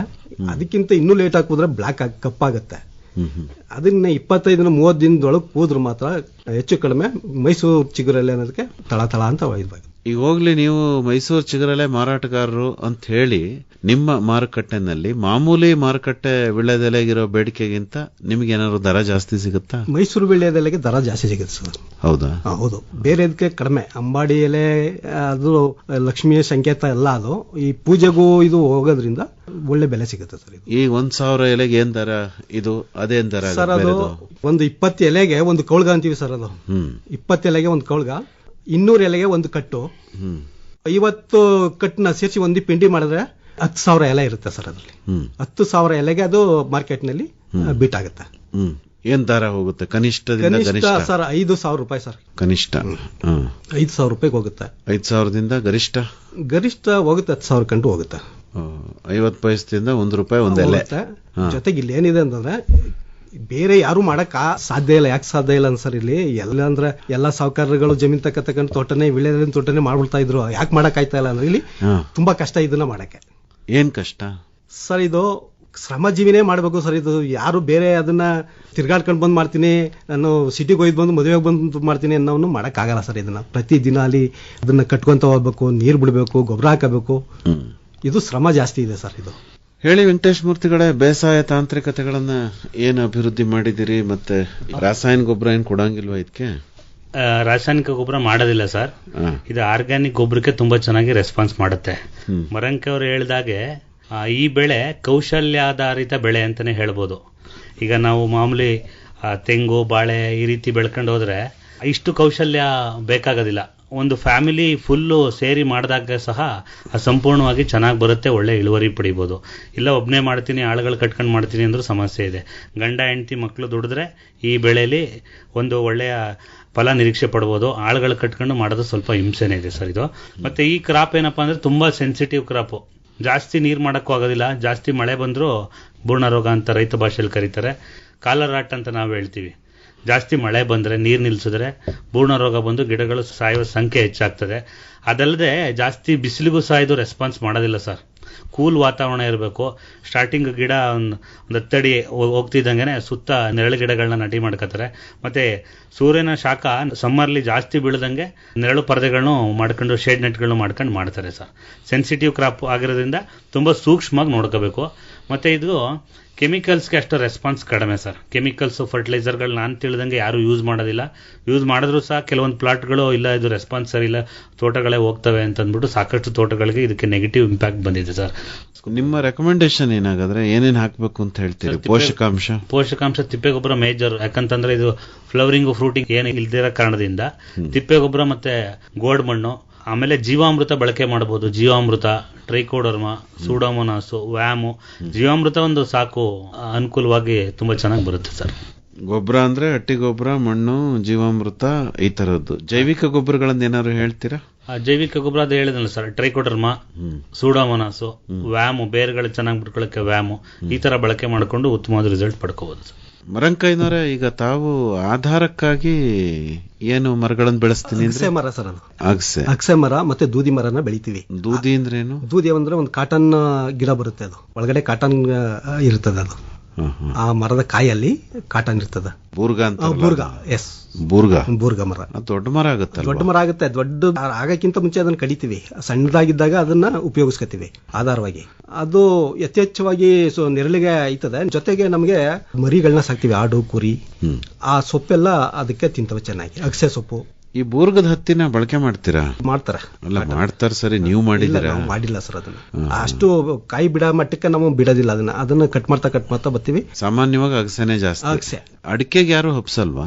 ಅಡಿಕೆಗೆ ಅದು ಸರ್ ಗ್ರಿಪ್ ಸಿಗೋದಿಲ್ಲ. ಅಡಿಕೆಗೆ ಹಬ್ಬಿಸ್ತಾರೆ, ಗ್ರಿಪ್ ಸಿಗೋದಿಲ್ಲ. ಇದು ಪಲ್ಲಿ ಅಂತ ಹೇಳ್ತೀವಿ, ಆ ಪಲ್ಲಿ ಕಚ್ಚೋದಿಲ್ಲ ಅಡಿಕೆಗೆ. ಅಗಸೆ ಕಚ್ಚುತ್ತಲ್ಲ, ಆ ತರ ಪಲ್ಲಿ ಕಚ್ಚೋದಿಲ್ಲ. ಈಗ ಮೊದಲಿಗೆ ಅಗಸೆ ಬೆಳಿತೀರಾ? ಅಗಸೆ ಬೆಳಿತೀವಿ. 4 ಅಡಿ ಸಾಲಿನಲ್ಲಿ. ಅದು ಗಿಡ ಹಾಕಕ್ಕಿಂತ ಮುಂಚೆನೆ ನಾವು ಈ ಮರಸಾಲು ಅಂತ ಹೇಳಿ ಬಿಡ್ತೀವಿ. ಇದನ್ನ 4 ಅಡಿ ಸಾಲಿಗೆ ಅಗಸೆ ಮತ್ತೆ ದೂದಿನ ಸಾಲ್ ಬಿಡ್ತೀವಿ. ಆಯ್ತು. ಅದು ಬೆಳೆದು ಹೆಚ್ಚು ಕಡಿಮೆ ನೆರಳು ಆಶ್ರಯ ಬರ ಮಟ್ಟಕ್ಕೆ ಅದನ್ನ ಬೆಳೆಸ್ತೀವಿ. ಆಮೇಲೆ ಎಲೆ ಬಳ್ಳಿನ ಹಾಕ್ತಿವಿ. ಅದನ್ನ ಮರದ ಬೊಡ್ಡೆಗೆ ಹಾಕಲ್ಲ, ಬಿದಿರುಗಳ ಕೊಟ್ಬಿಟ್ಟು ಮಧ್ಯದಲ್ಲಿ ಬಿದಿರುಗಳ ಅಥವಾ ಒಂದು ಇದ್ರ ಕಡ್ಡಿ ಅಂತೀವಿ, ಅದನ್ನ ಮಂಡಲ್ ಮರಿ ಕಡ್ಡಿ ಅಂತೀವಿ. ಆ ಕಡ್ಡಿನ ಆಧಾರವಾಗಿ ಅದಕ್ಕೆ ಕಟ್ಕೊಂತ ಬಂತೀವಿ. ಈ ಮರಕ್ಕೆ ಹಬ್ಸೋದು ಯಾವಾಗ? ಮತ್ತೆ ಅದನ್ನ 4 ಅಡಿ ಅಂತರಕ್ಕೆ ಹೋದ್ಮೇಲೆ ಮತ್ತೆ ಅದು ಬಗ್ಗಿಸ್ತೀವಿ ಅದನ್ನ. ಅದಕ್ಕೆ ಬಳ್ಳಿ ಕಡೆ ಈ ಕಡೆ ಸಾಲ್ಗೆ ಬಗ್ಗಿಸ್ತೀವಿ. ಈಗ ಒಂದೊಂದು ಕಡೆ ಒಂದೊಂದು ಸಸಿ ಊರ್ತಿರೋ ಅಥವಾ ಒಂದು ಗುಳಿ ಅಂದ್ರೆ 1.5 ಅಡಿ ಗುಳಿಗೆ ಆ ಕಡೆ 5 ಗಿಡ ಈ ಕಡೆ 5 ಗಿಡನ ನಮ್ಮ ಹಳೆ ತೋಟದಲ್ಲೇ ಕಟ್ ಮಾಡಿ ಅದರ ಚಿಗುರ್ನ ಅಲ್ಲಿ ಹಾಕ್ತಿವಿ. ಅದು ಚಿಗುರು ಹೊಡೆಯಕ್ಕೆ 2 ತಿಂಗಳು ಬೇಕು. ಚಿಗುರು ಹೊಡೆದ ಮೇಲೆ ಅದನ್ನ ಕಟ್ಕೊಂತ ಬಂದು ಆ ಕಡೆ ಒಂದು ಈ ಕಡೆ ಒಂದು ಕಟ್ತೀವಿ. ಒಂದು ಮರಕ್ಕೆ 2 ಹೌದು ವಿರುದ್ಧವಾದ ದಿಕ್ಕಿನಲ್ಲಿ ಆ ಕಡೆ ಒಂದು ಗಿಡಕ್ಕೆ ಕಟ್ತೀವಿ, ಈ ಕಡೆ ಒಂದು ಗಿಡಕ್ಕೆ ಕಟ್ತೀವಿ. ಬಟ್ ಆದ್ರೆ 10 ಗಿಡ ಇರುತ್ತಲ್ವಾ ನೀವು ಹಾಕೋದು ಒಂದು ಗುಣಿಗೆ? ಒಂದು ಗುಣಿಗೆ 10 ಗಿಡ ಇರುತ್ತೆ. ಆ ತರದ್ದು 100-200 ಇರ್ತದಲ್ಲ. ಒಂದು ಸಾಲಲ್ಲಿ 20 ಗುಳಿ ಅಥವಾ 25 ಗುಳಿ ಇರ್ತವೆ.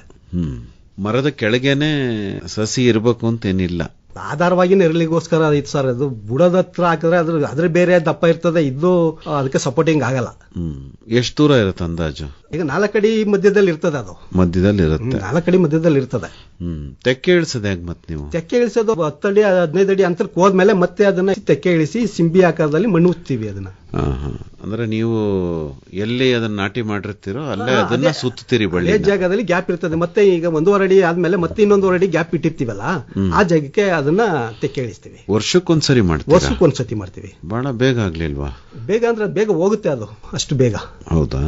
ಓಕೆ, ಅಷ್ಟು ಬೇಗ ಹೋಗುತ್ತೆ ಅದ್ಮೇಲೆ. ನೀವೇನೇನ್ ಗೊಬ್ಬರ ಕೊಡ್ತೀರಿ ಹೇಳಿ ಮರಂಕೈನವ್ರೆ? ಸರ್ ನಮ್ದು ಕುರಿ ಗೊಬ್ಬರ ಮತ್ತೆ ಹಸು ಗೊಬ್ಬರ 2 ಸರ್. ಜೊತೆಗೆ ಏನಾರು ಅದಕ್ಕೆ ಕೊಳೆ ರೋಗ ಅಳುಮುಳು ಹುಳು ತಿಂತ ಗೊಣಬುಳ ಅಂತೀವಿ ಗೊಬ್ಬರದಲ್ಲಿ, ಅದು ತಿನ್ನುತ್ತೆ ಅನ್ನೋದಕ್ಕೋಸ್ಕರ ನಾವು ಬೇವಿನ ಹಿಂಡಿನ ಹಾಕ್ತಿವಿ ಅಲ್ಲಿಗೆ. ಎಷ್ಟು ಹಾಕ್ತಿರಿ?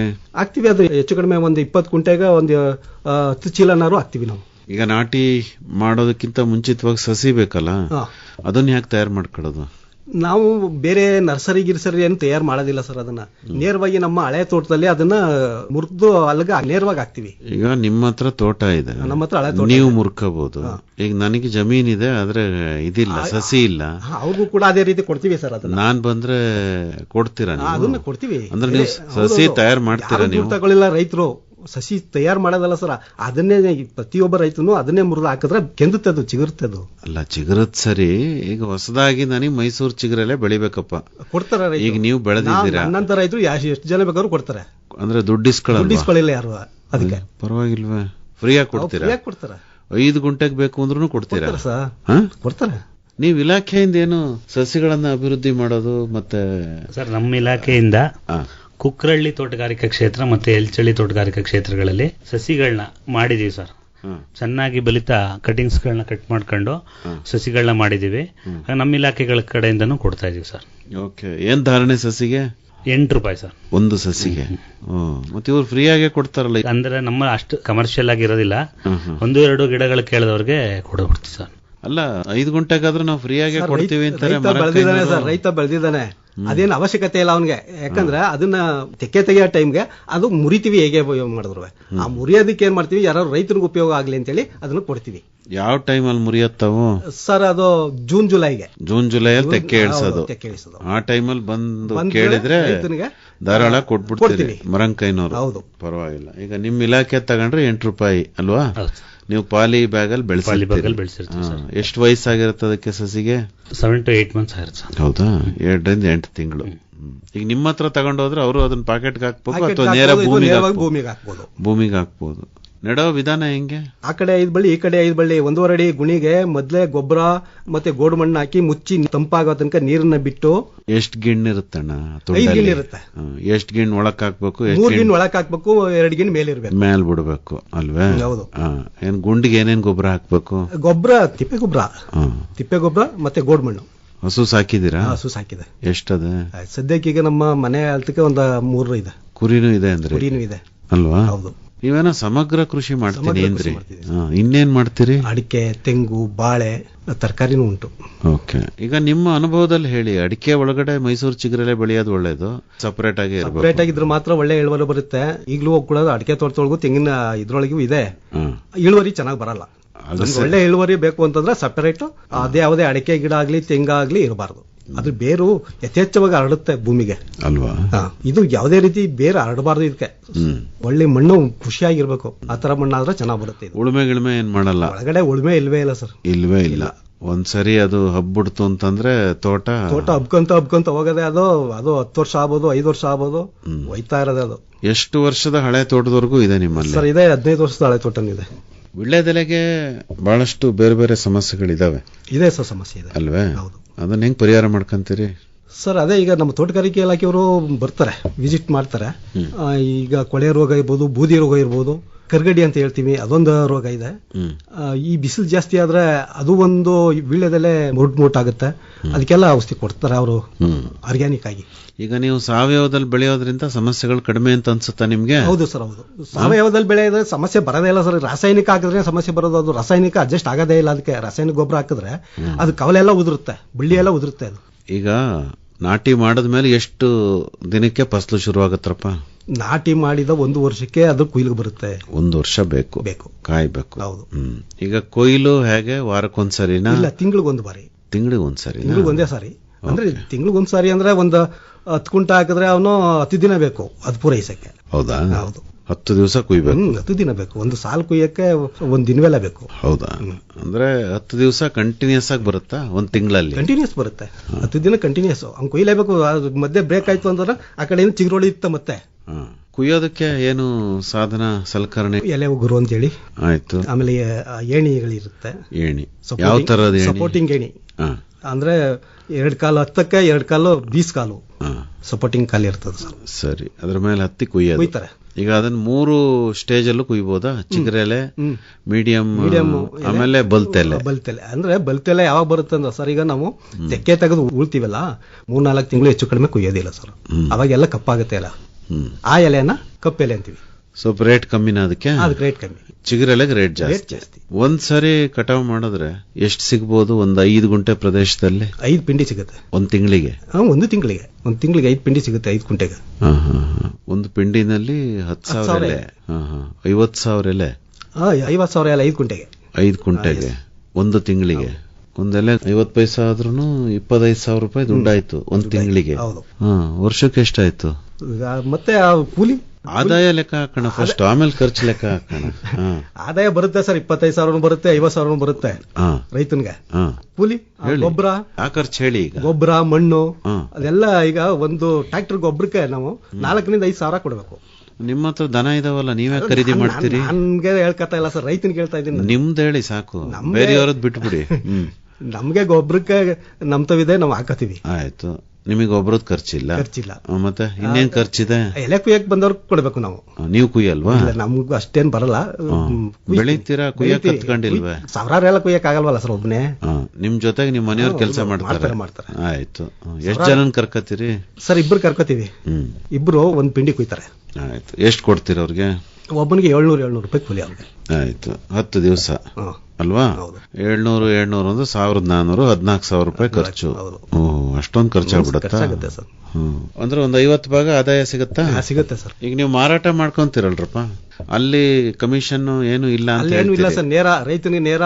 ಯಾರು ಬರ್ತಾರೆ ಖರೀದಾರರು? ಸರ್ ಮೈಸೂರಿಂದ ಬರ್ತಾರೆ, ಮಂಡ್ಯದಿಂದ ಬರ್ತಾರೆ, ಮದ್ದೂರು, KR ನಗರ ಬರ್ತಾರೆ, ಚನ್ನಪಟ್ಟಣ. ಮಾರಾಟದ ವಿಧಾನ ಹೇಗೆ ಸರ್? ರೈತ ರೈಟ್ ಹೇಳ್ತಾನೆ. ಹರಾಜ್ ಏನಿಲ್ಲ. ಈಗ ನಂದು ಪಿಂಡಿ ಇದೆ 10,000 ಎಲೆ, 10,000 ಕೊಡು ಅಂತಾನೆ. ಅವ್ನು 5,000 ಕೇಳ್ಬೋದು, 3,000 ಕೇಳ್ಬೋದು. ಕೊನೆಗೆ ಯಾರು ಜಾಸ್ತಿ ರೇಟ್ ಕೊಡ್ತಾರೆ ಅವನ್ಗೆ ಕೊಡ್ತಾನೆ. ಅಲ್ರಿ, ಅದು ಖರೀದಾರರು ರೈತರ ನಡುವೆ ವ್ಯಾಪಾರ ಕುದುರ್ಸಕ್ ಯಾರು ಒಬ್ರು ಇರ್ಬೇಕಲ್ಲ ಸರ್? ಹಂಗಿಲ್ಲ ಅಲ್ಲಿ. ಆದ್ರೂ ಕೊಡ್ಬೋದು, ಆಗದಿರಲಿಲ್ಲ. ನೇರ ಅವ್ನು ತಕೊಳ್ಳೋನು ಮತ್ತೆ ರೈತ. ಮತ್ ನಿಮ್ ಸಂಘದ ಪಾತ್ರ ಏನಲ್ಲಿ? ಸಂಘ ಅಂದ್ರೆ ಸರ್, ಈಗ ರೈತರಿಗೆ ಸಹಾಯ ಮಾಡಕ್ಕೋಸ್ಕರ ಸಂಘದ ಪಾತ್ರ. ಈಗ ಮಾರಾಟನೇ ಆಗ್ಲಿಲ್ಲಪ್ಪ ಒಂದು, ಏನ್ ಮಾಡ್ತೀರ ಅವಾಗ? ಅವ್ನು ಗೊತ್ತು, ಅವ್ನು ಮಾರಾಟ ಆಗ್ಲಿಲ್ಲ. ಮೈಸೂರು ದಂಡಲ್ಲದ ಮೈಸೂರಿಗೆ ಹೋಯ್ತಾನೆ, ಗನ್ ಔಷಧಿ ತಗೊಂಡೋಯ್ತಾನೆ, ಬೆಳಿಗ್ಗೆ ಮಾರ್ಕ ಬರ್ತಾನೆ. ಅಂದ್ರೆ ಆಲ್ಟರ್ನೇಟಿವ್ ವ್ಯವಸ್ಥೆನೂ ಇದೆ. ಡೈರೆಕ್ಟ್ ಮೈಸೂರಿಗೆ ತತ್ತಾನೆ, ಇಲ್ಲಿ ಗನ್ ಹೌಸ್ಗೆ ಕೂತ್ಕತ್ತಾನೆ, 10 ನಿಮಿಷ ಮಾರ್ಬಿಟ್ಟು ಬರ್ತಾನೆ. ಮಾರಾಟಕ್ಕೇನ್ ಸಮಸ್ಯೆ ಇಲ್ಲ ಸರ್. ಅಲ್ಲಿ ಮಾರ್ಕೆಟ್ ಆಗದಿರೋ ಚಾನ್ಸಸ್ಗಳು ಕಡಿಮೆ, ಸಂಪೂರ್ಣವಾಗಿ ಮಾರ್ಕೆಟ್ ಆಗುತ್ತೆ ಸರ್. ಅಂದ್ರೆ ಚಿಗುರೆಲೆ ಯಾರಿಗ್ ಬೇಕು ಅವ್ರು ಉದ್ಬೂರ್ ಸಂತೆಗೆ ಹೋಗ್ತಾರೆ. ಹೌದು ಸರ್. ಪ್ರತಿದಿನ 4 ಗಂಟೆಗೆ ಶುರು ಆಗುತ್ತೆ ಸರ್. 4 ರಿಂದ 5 ಅಂತ ಹೇಳ್ತಾರೆ. 4:20, 4:15 ಕ್ಲೋಸ್ ಆಗ್ಬಿಡುತ್ತೆ ಸರ್ ಅಲ್ಲಿ. ಹೌದಾ? ಎಲ್ಲಾ ಕಡೆಯಿಂದ, ಮೈಸೂರು ಜಿಲ್ಲೆ ಎಲ್ಲಾ ಕಡೆಯಿಂದ ಬರ್ತಾರೆ. ಬಟ್ ಮಾರ್ಕೆಟ್ ಅಲ್ಲಿ ತಗೊಳೋದ್ಕಿಂತ ಇಲ್ಲಿ ಚೀಪ್ ಅಂಡ್ ಬೆಸ್ಟ್ ಅಂತಾನೆ ಇಲ್ಲಿ ಹೆಚ್ಚಿನ ಪ್ರಮಾಣದಲ್ಲಿ ವೆಂಡರ್ಸ್ ಬಂದು ಬಿಡ್ಡಿಂಗ್ ಮಾಡಿ ತಗೊಂಡು ಹೋಗ್ತಾರೆ ಸರ್. ಇವ್ರು ಹೇಳೋ ರೇಟ್ ಅವ್ರಿಗೆ ಇಷ್ಟ ಇದ್ರೆ ತಗೋಬಹುದು, ಇಲ್ಲಾಂದ್ರೆ ಅದಕ್ಕೆ ಹೆಚ್ಚಿನ ದರ ಯಾರು ಬಿಡ್ ಮಾಡ್ತಾನೆ ಅವ್ನು ಕೊಡ್ತಾರೆ ಸರ್. ಕ್ಯಾಶ್ ಅಂಡ್ ಕ್ಯಾರಿನಾ? Cash and carry. ಹೌದಾ? Cash and carry, no worry. ಹೌದಾ? ದುಡ್ಡು ಅಲ್ಲೇ ಇಸ್ಕತ್ತೀರಿ? ಎಡಗೈಲಿ ದುಡ್ಡು ಇಸ್ಕೊಳ್ಳೋದು, ಬಲಗೈಲಿ ಮಾಲ್ ಕೊಡೋದು, ಪಿಂಡಿ ಕಟ್ತಾ ಇರೋದು ಅಲ್ವೇ? ಪರವಾಗಿಲ್ಲ ಕಣ್ರಿ, ಚೆನ್ನಾಗಿದೆ ವ್ಯವಸ್ಥೆ. ಚೆನ್ನಾಗಿದೆ ಸರ್, ವ್ಯವಸ್ಥೆ ಚೆನ್ನಾಗಿದೆ ಸರ್. ರೈತನಿಗೆ ಮೋಸ ಇಲ್ಲ ಅಲ್ಲಿ. ದಳ್ಳಾಳಿಗಳಿಗೆ ಕೊಡ್ಬೇಕನ್ನೋದಿಲ್ಲ, ಮತ್ತೆ ಸುಂಕ ಕಟ್ಟಬೇಕು ಅನ್ನೋದು ಇಲ್ಲ, ಕಮಿಷನ್ ಇರೋದಿಲ್ಲ, ಮಧ್ಯವರ್ತಿಗಳಿರೋದಿಲ್ಲ, ನೇರ ವ್ಯವಹಾರ. ಏನಾದ್ರು ಬೆಳೆಗಾರ ಸಂಖ್ಯೆ ಜಾಸ್ತಿ ಆಗ್ತಿದ್ಯಾ ಚಿಗರಲೆ ಬೆಳೆಯೋರ್ದು? ಬೆಳೆಯೋರ ಸಂಖ್ಯೆ ಜಾಸ್ತಿ ಆಗ್ತಾ ಇದೆ. ಹೌದಾ? ನೀವ್ ಎಷ್ಟು ಕುಂಟೆ ಹಾಕಿದಿರಿ? ನಾನು 20 ಕುಂಟೆ ಇದೆ ಸರ್ ನಂದು. ಪರವಾಗಿಲ್ಲ, ಇನ್ನೊಂದು 20 ಕುಂಟೆ ಮಾಡ್ತೀರಾ? ಆಗಲ್ಲ ಸರ್, ಮೇಂಟೈನ್ ಮಾಡಕ್ ಆಗಲ್ಲ. ಹೌದಾ? ಸಾಕು ಅಂತ. ಸಾಕು ಸರ್. ಮಾಡಿದ್ರೆ ಬೇರೆ ಮಾಡ್ತೀರಿ? ಬೇರೆ ಚಿಗರಲೆ ಮಾಡಲ್ಲ. ಚಿಗರಲೆ ಮಾಡಲ್ಲ ಸರ್, ಅಷ್ಟೇ ಸರ್. ಅದು ಒಂದ್ಸತಿ ಹಾಕಿದ್ರೆ ಅದು ಸತತವಾಗಿ ಬೆಳ್ಕೊಂತ ಹೋಗ್ಬೋದು. ಒಂದೇ ಕಡೆ ಇದೆಯಾ 20 ಕುಂಟೆನೂ? 20 ಕುಂಟೆ ಒಂದೇ ಕಡೆ ಇದೆ, ಒಂದೇ ಜಾಗ. ಒಂದೇ ಜಾಗದಲ್ಲಿ. ಈಗ ಅಗಸೆ ಆಯ್ಸ್ ಎಷ್ಟು, ಎಲ್ಲಿ ತನಕ ಇಟ್ಕೋಬಹುದು ಸರ್? ಅದು ದಪ್ಪ ಆಗೋ ತನಕ ಇಟ್ಕೋತೀವಿ, ಒಂದು 2 ವರ್ಷ 3 ವರ್ಷ 4. ಅದು ಚೆನ್ನಾಗಿ ಯಥೇಚ್ಛವಾಗಿ ದಪ್ಪ ಆಗ್ಬಿಟ್ರೆ ಬೇಗ ಅದು ಕಟ್ ಮಾಡ್ತೀವಿ. ಕಟ್ ಮಾಡಿದ್ರೆ ಕತೆ ಬೇರೆದ್ನ ಹಾಕೋದು? ಅಲ್ಲಿ ಬೇರೆ ಇನ್ನೊಂದು ಇಡ್ತೀವಿ, ಅಲ್ಲಿ ತನಕ ನಾವು ಸಪೋರ್ಟಿಂಗ್ ಇನ್ನೊಂದು ರೆಡಿ ಮಾಡ್ಕೊಂಡಿರ್ತೀವಿ. 4 ವರ್ಷದ ಹೊತ್ತಿಗೆ ದಪ್ಪ ಆಗುತ್ತೆ. ದಪ್ಪ ಆದಾಗ ಅದನ್ನ ತೆಗಿತೀರಿ, ಇನ್ನೊಂದು ಹಾಕೊಂಡಿರ್ತೀರಿ. ಹೌದಾ? ಈ ಬಳ್ಳಿನೇ ಹೋಯ್ತು ಅಂತ ಇಟ್ಕೊಳ್ರಪ್ಪ, ಅದಾಗ ಬೇರೆದ್ನ ಒಂದು ಮಾಡ್ಕೊಂಡಿರ್ತೀರಾ ಜೊತೆಗೆ? ಬಳ್ಳಿ ಹೋದ್ರೆ ಅದ್ ಏನಾಗುತ್ತೆ ಅಂದ್ರೆ ಸರ್, ನಾವು ವರ್ಷ ತೆಕ್ಕೆ ಇಳಿಸ್ತೀವಲ್ಲ, ಅವಾಗ ಎಳ್ದು ಕಟ್ತೀವಿ. ಅದಕ್ಕೆ ಯಾವ್ದು ಹೋಗಿರ್ತದೆ ಅಲ್ಗ ಎಷ್ಟೋ ದೂರದಿಂದ 5 ಅಡಿ 10 ಅಡಿ ದೂರದಿಂದ ಎಳ್ಕೊಂಡ್ ಕಟ್ತೀವಿ ಅಲ್ಗೆ. ಅಂದ್ರೆ ಭೂಮಿಲೇ ಎಳ್ಕೊಂಡ್ ಬರ್ತೀರಾ? ಅದು ತೆಕ್ಕೆ ಪಿಂಡಿ ಮಾಡ್ಸೋದ್ರ ಬದಲು ಅದನ್ನ ಸೀದಾ ತಂದು ಇಲ್ಲಿ ಕಟ್ತೀವಿ. ಬೇಕು ಅಂದಾಗ ಮೇಲ್ಗಡೆ ಅದನ್ನ ಕಟ್ ಮಾಡ್ಕೊಂಡು ಸಸಿ ಮಾಡಿ ಕೊಡ್ತೀರಾ? ಒಂದು ಗಿಡದಲ್ಲಿ ಹೆಚ್ಚು ಕಡಿಮೆ 4-5 ಬರುತ್ತೆ ಬಳ್ಳಿ. ಅದೇನು ಚಿಗುರು ಕಡಿತದಲ್ಲ ಸರ್, ಅದು 4-5 ಕಡಿತದ ಚಿಗುರು, ಒಂದೇ ಕಡೆ ಇಲ್ಲ. ಅದನ್ನ ಬೇಕು ಅಂತ ನಮ್ ಚೆನ್ನಾಗಿರೋದು ಕಾವಲು ಹೊಡೆಯೋದು ಮಾತ್ರ ಕಟ್ಕೊಂತ ಹೋಯ್ತೀವಿ. ಇನ್ ಮಿಕ್ಕದನ್ನೆಲ್ಲ ಬಗ್ಸ್ತೀವಿ. ಅದನ್ನ ಆ ಬಗ್ಸ್ತದನ್ನ ಬೇರೆಯವ್ರಿಗೆ ಬಳ್ಳಿಯಾಗಿ ಕೊಡ್ಬೋದು ಕಟ್ ಮಾಡಿ.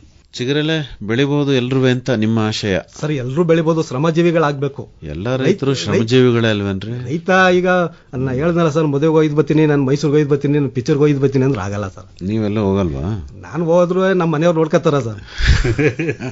ನಮ್ಮ ಮನೆಯವ್ರು ನೋಡ್ಕತ್ತಾರ. ಹಾಗೆ ಅವ್ರ ಮನೆಯಲ್ಲೂ ನೋಡ್ಕತ್ತಾರ ಬಿಡಿ, ಯಾರೋ ಒಬ್ರು. ಈಗ ನೀವು ತಿರ್ಗಾಡ್ದಂಗ ಅವರು ತಿರ್ಗಾಡ್ತಾರೆ. ವಿಶೇಷವಾದ ಕಾಳಜಿ ಕೇಳುತ್ತೆ ಅಂತ ಹೇಳ್ತಾರೆ ಸರ್. ಆಯ್ತು ವೆಂಕಟೇಶ್ ಮೂರ್ತಿಗಳೇ, ಈಗ ನೀವು ಮುಂದಿನ ದಿನಗಳಲ್ಲಿ ಈ ಚಿಗರಲೆಯ ಒಂದು ಪ್ರದೇಶ ವಿಸ್ತರಣೆ ಅದನ್ನೆಲ್ಲ ಮಾಡೋ ಆಲೋಚನೆ ಏನಾದ್ರು ಇದೆಯಾ ಇಲಾಖೆಗೆ? ಇದೆ ಸರ್, ಇದೆ. ಇಲಾಖೆ ಪರವಾಗಿ 3 ವರ್ಷಗಳ ಹಿಂದೆಯಿಂದನೂ CHD ಸಮಗ್ರ ತೋಟಗಾರಿಕಾ ಅಭಿವೃದ್ಧಿ ಯೋಜನೆಯಡಿ ವಿಶೇಷವಾದ ಸಹಾಯಧನವನ್ನು ಕೊಟ್ಟು ಒಂದು 5 years ಪ್ಯಾಕೇಜ್ ತರ ಮಾಡಿದ್ದಾರೆ ಸರ್. ಈಗ 3 ವರ್ಷದಿಂದ ನಾವು ಒಂದು 100-120 ಜನಕ್ಕೆ ಸಹಾಯಧನ ನೀಡಿದೀವಿ ಸರ್. 10 ಕುಂಟೆಗೆ 36,000 ಈಗಾಗಲೇ ಹೇಳಿದೆ ನಾನು. ಮತ್ತೆ ಅದಕ್ಕೇನು ಅವ್ರು ಡ್ರಿಪ್ ಮಾಡಿಸ್ತೀನಿ ಅಂತಂದ್ರೆ 9,000ಗಳಷ್ಟು ಸಹಾಯಧನ ಡ್ರಿಪ್ಗೆ ಪ್ರತ್ಯೇಕವಾಗಿ ಕೊಡ್ತಾ ಇದೀವಿ. ಪ್ರತಿ ವರ್ಷ ಆ ಬೆಳೆಗಾರರ ಸಂಖ್ಯೆ ಹೆಚ್ಚಾಗ್ತಾ ಇದೆ ಸರ್. ಹೊಸದಾಗಿ ಮಾಡೋ ಉದ್ದೇಶ ಇಟ್ಕೊಂಡು ಹಣಕಾಸಿನ ಸಮಸ್ಯೆ ಇರೋರು ಮುಂದೆ ಬಂದು ಮಾಡ್ತಾ ಇದಾರೆ ಸರ್. ಯಾರೇ ಬಂದ್ರು ತೋರಿಸ್ತೀರಾ ಮರಂಕೈನವರೇ? ಹೌದು ಸರ್, ತೋರಿಸ್ತೀವಿ. ಏನೇನ್ ಮಾಡಿದ್ರೆ ಎಲ್ಲ ಹೇಳ್ಕೊಡ್ತೀರಿ, ಯಾವ್ದು ಮುಚ್ಚಿಟ್ಕೊಳ್ಳಲ್ಲ ಸರ್. ಮಾಡಿದ್ವಿ. ಈಗ ಆಲ್ರೆಡಿ ಒಂದು ರೈತ ರತ್ನ ಕಾರ್ಯಕ್ರಮಕ್ಕೆ ವಿಡಿಯೋ ರೆಕಾರ್ಡ್ ಆಗಿದೆ, ರೈತ ರತ್ನದಲ್ಲಿ ಬರ್ತಾ ಇದೆ ಈಗ. ಇಲ್ಲ ಆಯ್ತು, ನೀವು ಬೇರೆಯವ್ರಿಗೆ ಎಲ್ಲದನ್ನು ಹೇಳ್ತೀರಿ. ಹೌದು, ಬೇರೆಯವರು ಬೆಳೆದ್ರು ನಿಮ್ಗೇನ್ ತೊಂದರೆ ಇಲ್ಲ, ಖುಷಿನೇ ಸರ್ ಅಲ್ವಾ? ಹೌದು ಸರ್. ಹೆಚ್ಚಿನ ಮಾಹಿತಿಗೆ ನಿಮ್ಮನ್ನು ಸಂಪರ್ಕ ಮಾಡಬೇಕು ಅಂದ್ರೆ ಸಂಪರ್ಕಕ್ಕಾಗಿ ನಿಮ್ಮ ಮೊಬೈಲ್ ಸಂಖ್ಯೆ ಏನು ಹೇಳ್ತೀರಾ ಕನ್ನಡದಲ್ಲಿ? ಹೇಳ್ತೀನಿ ಸರ್, ಹೇಳ್ತೀನಿ. 7022918414. ಇನ್ನೊಂದ್ಸರಿ ಹೇಳ್ತೀರಾ? 7022918414. ಇನ್ನೂ ಒಂದ್ಸರಿ ಹೇಳ್ಬಿಡಿ. 7022918414 ಸರ್. ತಮ್ದು ವೆಂಕಟೇಶ್ ಮೂರ್ತಿಗಳೇ? 9632777542. ಇನ್ನೊಂದ್ಸರಿ? 9632777542. ಇನ್ನೂ ಒಂದ್ಸರಿ ಹೇಳ್ಬಿಡಿ. 9632777542. ಒಳ್ಳೆಯದು ಮರಂಕೈನವರೇ ಮತ್ತೆ ವೆಂಕಟೇಶ್ ಮೂರ್ತಿಗಳೇ, ಇದುವರೆಗೂ ಮೈಸೂರು ಚಿಗರಲೆ ಬೇಸಾಯ ವಿಸ್ತರಣೆ ಹಾಗೂ ವಿಶೇಷತೆಗಳಿಗೆ ಸಂಬಂಧಪಟ್ಟಂತೆ ಬಹಳ ವಿವರವಾಗಿ ಮಾಹಿತಿಯನ್ನು ನೀಡಿದಿರಿ. ವಂದನೆಗಳು, ನಮಸ್ಕಾರ. ಧನ್ಯವಾದಗಳು ಸರ್. ಹಣ್ಣು ತಿನ್ನೋಣ ಬನ್ನಿರೋ, ನಾವೆಲ್ಲರೂ ಹಣ್ಣು ತಿನ್ನೋಣ ಬನ್ನಿರೋ. ಮೈಸೂರು ಚಿಗುರೆಲೆ ಬೇಸಾಯ ಕುರಿತು ಇದುವರೆಗೂ ಸಂವಾದವನ್ನ ಕೇಳಿದ್ರಲ್ಲ. ಇದರಲ್ಲಿ ಭಾಗವಹಿಸಿದ್ದವರು ಮೈಸೂರು ತಾಲೂಕು ಇಲವಾಲದ ಸಹಾಯಕ ತೋಟಗಾರಿಕಾ ಅಧಿಕಾರಿ ಎಸ್ ವೆಂಕಟೇಶ್ ಮೂರ್ತಿ ಹಾಗೂ ಮೈಸೂರು ತಾಲೂಕು ಉದ್ಬೂರು ಗ್ರಾಮದ ಮರಂಕಯ್ಯ ಅವರು. ಸಂವಾದವನ್ನು ನಡೆಸಿಕೊಟ್ಟವರು ಎನ್ ಕೆ ಶಿವಮೂರ್ತಿ. ಮುಂದಿನ ಗುರುವಾರ 28ನೇ ತಾರೀಖು ಇದೇ ಸರಣಿಯಲ್ಲಿ ಹುಣಸೂರು ತಾಲೂಕಿನಲ್ಲಿ ತೋಟಗಾರಿಕಾ ಬೆಳೆಗಳ ಅಭಿವೃದ್ಧಿಗೆ ಇರುವ ವಿಪುಲ ಅವಕಾಶಗಳನ್ನು ಕುರಿತು ತಾಲೂಕಿನ ಹಿರಿಯ ತೋಟಗಾರಿಕಾ ಸಹಾಯಕ ನಿರ್ದೇಶಕರಾದ ಡಾ ಎಚ್ ನಾಗರಾಜ್ ಅವರೊಂದಿಗೆ ಸಂದರ್ಶನ ಕೇಳಬಹುದು. ಹಣ್ಣು ತಿನ್ನೋಣ ಬನ್ನಿರೋ, ನಾವೆಲ್ಲರೂ ಹಣ್ಣು ತಿನ್ನೋಣ ಬನ್ನಿರೋ. ಹಣ್ಣು ಹೊನ್ನು ತೋಟಗಾರಿಕಾ ಬೆಳೆಗಳ ಸಮಗ್ರ ಬೇಸಾಯ ವಿಧಾನ ಕುರಿತ ಬಾನುಲಿ ಸರಣಿ ಆಲಿಸಿದಿರಿ. ಶ್ರಮವಿಲ್ಲದ ದುಡಿಮೆ, ಹಣದ ಖರ್ಚಂತೂ ಬಲು ಕಡಿಮೆ, ಇಳೆಗೆ ಹಸುರಿನ ಹೊದಿಕೆ ಜಲವಂತೂ ಮಿತ ಬಳಕೆ. ಹಣ್ಣು ಸಹಯೋಗ ಮೈಸೂರು ಜಿಲ್ಲಾ ತೋಟಗಾರಿಕಾ ಇಲಾಖೆ ಹಾಗೂ ತೋಟಗಾರಿಕಾ ಮಹಾವಿದ್ಯಾಲಯ. ತಿನ್ನೋಣ ಬನ್ನಿರೋ. ಶೀರ್ಷಿಕೆ ಗೀತ ರಚನೆ ರಮೇಶ್ ಪಿ ರಂಗಸಮುದ್ರ. ದೇವರಿಗೂ ಬಲು ಇಷ್ಟ ಫಲ ಪಂಚಾಮೃತವು, ದೇವರಿಗೂ ಬಲು ಇಷ್ಟ ಫಲ ಪಂಚಾಮೃತವು, ಜೀವಿಗಳ ಆರೋಗ್ಯಕ್ಕೂ. ಸಂಗೀತ ಸಂಯೋಜನೆ ಹಾಗೂ ಗಾಯನ ನಿತಿನ್ ರಾಜಾರಾಮ್ ಶಾಸ್ತ್ರಿ. ಆಹಾ ಹಣ್ಣು ತಿನ್ನೋಣ ಬನ್ನಿರೋ, ನಾವೆಲ್ಲರೂ ಹಣ್ಣು ತಿನ್ನೋಣ ಬನ್ನಿರೋ. ಸಂಕಲನ ಹಾಗೂ ನೆರವು ಜಿಎನ್ ಮಂಜುನಾಥ್. ಹಣ್ಣುಗಳ ಗಿಡ ನೆಟ್ಟು ತೋಟ ಬೆಳೆಸೋಣ ಬನ್ನಿರೋ, ನಾವೆಲ್ಲರೂ. ಪರಿಕಲ್ಪನೆ ಹಾಗೂ ನಿರ್ಮಾಣ ಎನ್ ಕೇಶವಮೂರ್ತಿ. ಆಹಾ ಹಣ್ಣು ತಿನ್ನೋಣ ಬನ್ನಿರೋ, ನಾವೆಲ್ಲರೂ ಹಣ್ಣು ತಿನ್ನೋಣ ಬನ್ನಿರೋ.